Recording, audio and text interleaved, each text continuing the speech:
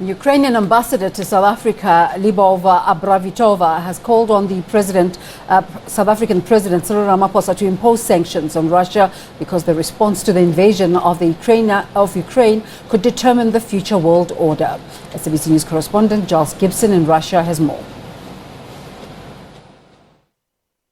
About 24 hours, almost exactly, since Russian President Vladimir Putin announced in this dawn address that Russian troops were moving into Ukraine.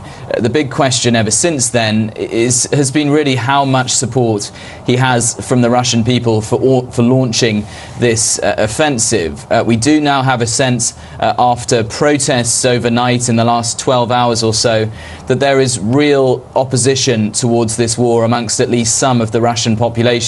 That despite President Putin claiming in his speech that he has their support. According to an independent monitor, more than 1,700 people were detained across Russia on Thursday, a lot of them protesting in Moscow itself, here in the Russian capital, but there were also smaller protests breaking out in St. Petersburg and other cities around the country. And as you would expect, there was a very strong response from police here in Moscow. There was a very large gathering in Pushkin Square, which is this traditional venue really in the capital for protests and gatherings of that sort of thing. And as protesters gathered alongside them, there was a very heavy police presence. The authorities here trying to prevent images of protesters chanting things like "No to War" on the streets of Moscow as Russia launches this invasion. Imran Khan, the Pakistani Prime Minister, was here in Moscow for a meeting with Vladimir Putin as Russian troops were rolling across the border into Ukraine. There's also been some comments from China not condemning this military operation, but certainly not supporting it either, really sitting on the fence, not taking the sort of line that we've seen from Western governments such as the US, the UK and of course the European Union as well.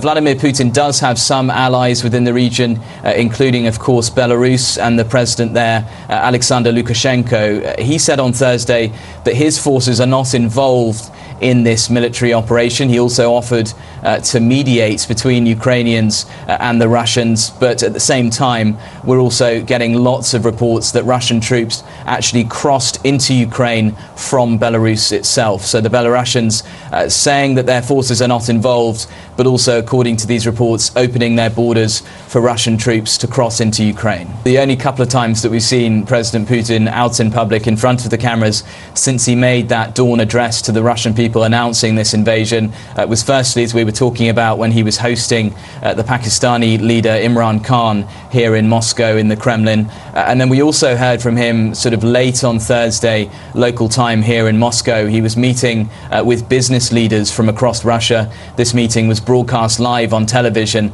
and really the messaging there was, as Western governments, as the US, the UK and the European Union brought in even tougher sanctions against the Russian economy, the message there was that the Russian economy can keep going, that it can survive these sanctions, although there must certainly be ordinary Russians wondering how their lives are going to change as a result of this invasion and those sanctions coming down. If you look at the way the BRICS countries are reacting, it's a very different story depending on who you're looking at. Of course, I'm sure you've been talking about the reaction there in South Africa. There's also been the Indian Prime Minister Narendra Modi. He actually telephoned President Putin as this invasion was being launched, as we were seeing reports of explosions and troops moving across the border all over Ukraine. We are hearing from the Indian government that Narendra Modi's message to Vladimir Putin was to stop this invasion. So he is publicly coming out against this military action. As we were talking about just a couple of minutes ago,